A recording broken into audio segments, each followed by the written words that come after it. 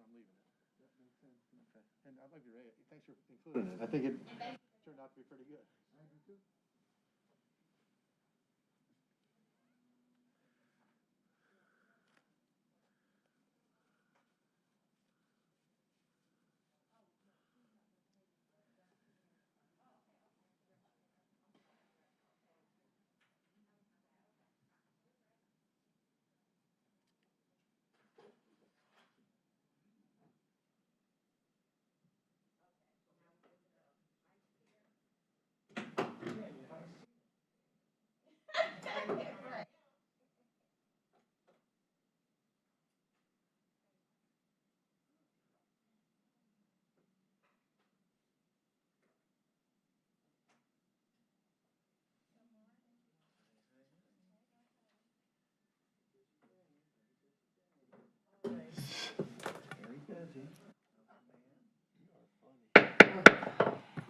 Good morning. I'd like to call to order the Human Resources Appointment and Equity Committee meeting. Today is Tuesday, October 19th. Council Clerk, will you please call the roll?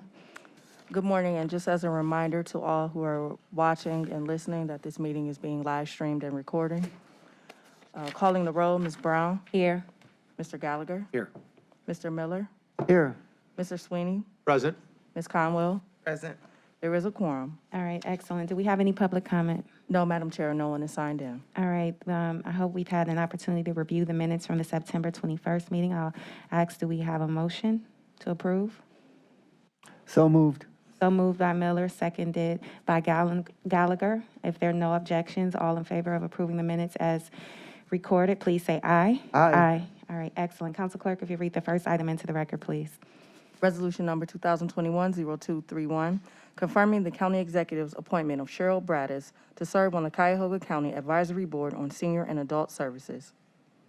All right, thank you very much. I'm going to turn it over to the Deputy Regional Director to give us a little background, please. Good morning, Madam Chair. Per Article 3 of the Code of Regulations of the Cuyahoga County Advisory Board on Senior and Adult Services, the county executive nominates the following for appointment to the board: Cheryl Braddis for an unexpired term ending 12/31/2021. And the Cuyahoga County Advisory Board on Senior and Adult Services is the official advisory body to the Director of the Department of Senior and Adult Services and the Cuyahoga County Board of Commissioners. In this capacity, the council shall provide a forum for seniors, adults, consumers, elected officials, agency representatives, and others interested in the concerns of seniors and adults. And from DSAS, we have Meridale here on behalf of Cheryl Braddis to speak as she is recovering from surgery, so she can answer any questions or concerns you all may have. Okay, thank you, Ms. Holly. The one question that I have with regards to Ms. Braddis's role, you listed a number of required positions. Which one does she fulfill? And if Ms. Couture is Yes, I able to can answer that. Yeah, Okay. thank you. And before we turn it over to you, are there any questions for Ms. Holly regarding the nomination from the committee? Yes, I have a couple. Councilman Miller. Madam Chair, Ms. Holly, what's the normal length of a full term? I believe the normal length of the full term is three years. And my question is, since we're so late in the unexpired term, I'm wondering whether we know whether Ms. Braddis is available to serve a full term in addition to the unexpired term, and if so, whether the administration would like us to consider amending the legislation to provide for that. Through the chair to Councilman Miller, Meridale will be able to provide that information, but if that is something that she is interested in as well as you all are okay with, we'd definitely be okay with that, the county executive. We have no objection to that, Councilman Miller. Okay. Any other questions, Councilman Miller? All right, so we'll take that into consideration. All right, Meridale Couture, you have the floor. If you'll state your name for the record and let us know why you're here and why you're stepping in for Ms. Braddis and why you think she'd be a good candidate today. Thank you, Madam Chair. My name is Meridel Couture, and I'm with the Cuyahoga County Division of Senior and Adult Services. We are interested in having Cheryl Braddis become a board member again. She is an advanced practice registered nurse, a geriatric clinical nurse specialist, and has worked at Metro Health for 31 years. She's passionate about her work, focusing on older adults and improving their quality of life based on their values and their preferences. She's actively involved with older adult community-based education in senior centers and residences through the Aging Mastery Program. That's fall prevention, medication management, wellness checks, and answering questions about COVID-19. Cheryl would be, and she sends her regards and her regrets because she's recovering from surgery. She would have really loved to have been here today. She will be returning to the advisory board, having been an outstanding board member from 2012 through 2018. And she also served as our board chair 2017 to 2018. During her tenure, she's led the team planning the annual Aging Conference, now in its 26th year. So we're delighted to have her return to help inform us about our work and hope that she will be confirmed. Thank you very much. Are there any questions for Ms. Couture? Councilwoman Conwell. Notice I looked to my left first. Through the chair to Ms. Couture, is there any term limits?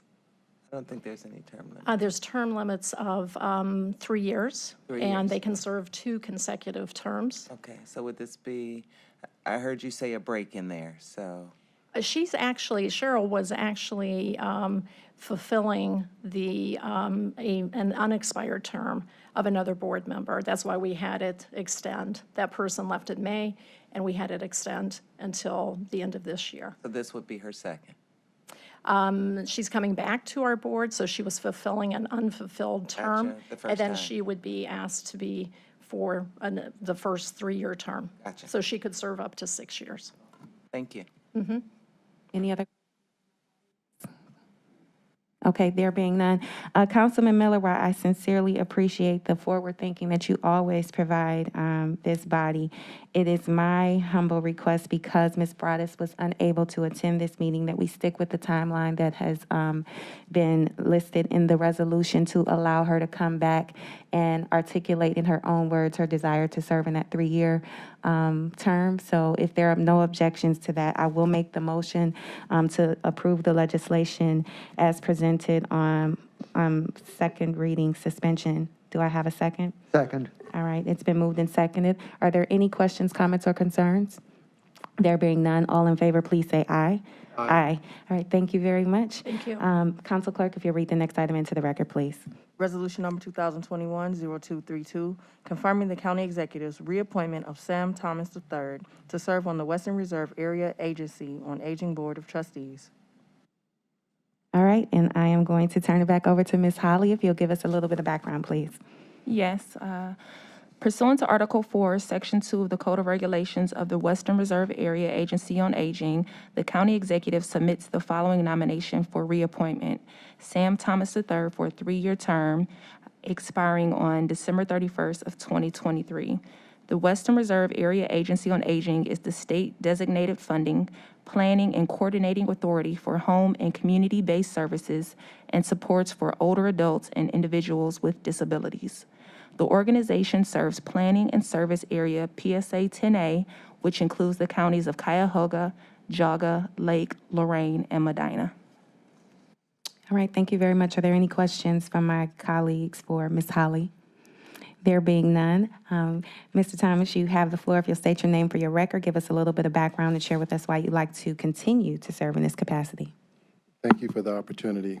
Sam Thomas III, and I am serving currently on the board of the Western Reserve Area Agency on Aging, and I've done so approaching 3 years now, and looking forward to the reappointment. Serving on the board has enlightened me in a number of ways, and I have a very selfish reason why I want to continue, as well as professional and wanting to help serve my community.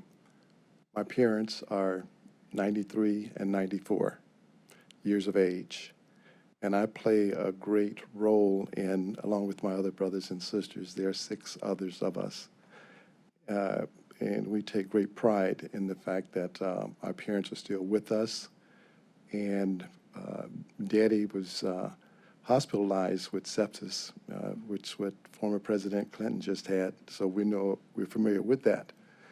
And my father, at the time, was about 89 when he contracted it. We had to put him in a nursing home till he fully recovered. My father cried like a baby. He wanted to come home to be independent. And I have done everything that I can in order to rehab the house to make that available to him. Through the Western Reserve Area Agents on Aging, I've learned a lot of resources that can be brought to my parents. But at the same time, as I, work throughout the community, I have people that will call me and say, Sam, we have this senior in our family, we need help. And I've been a referral agent, to different staff members within the agency that will help those particular situations. A lot of my clientele are aged and needing of probate services. I do house calls because that's one of the first things they'll ask me, can you come and see me? I take great pleasure in going into the community. And one of my mottos ever since I was working in city government was we want to bring the doorsteps of City Hall to the doorsteps of the people in our community and the resources in that respect. So I want to continue not only that, intimate involvement in the community, but continue on the board. I started out as, not immediately, but I was the secretary of the board. Now I serve as the treasurer, and permitted the opportunity, I'd like to continue on in a leadership capacity. I'd like to see the board obtain funding to provide virtual capabilities and hardware in the homes of the seniors to connect them, especially in this pandemic time. I know my parents were very much involved in their hall, their Jehovah's Witnesses, but it's closed down now and they can't go anyway. So I'm in the process of equipping their house with the ability to have virtual involvement, with the services at the hall. So in a nutshell, that's basically who I am, why I want to continue, and would appreciate this council's approval of my reappointment. Thank you. Thank you very much. You touched on a subject that kind of resonates with me as it relates to the digital divide, and you talk about the hardwiring and funding for those virtual capabilities. Is that one of the greater challenges? And if you, in addition to that, what would you identify as maybe another? Another would be intergenerational housing. I envision that opportunity taking place in the context of a family within itself.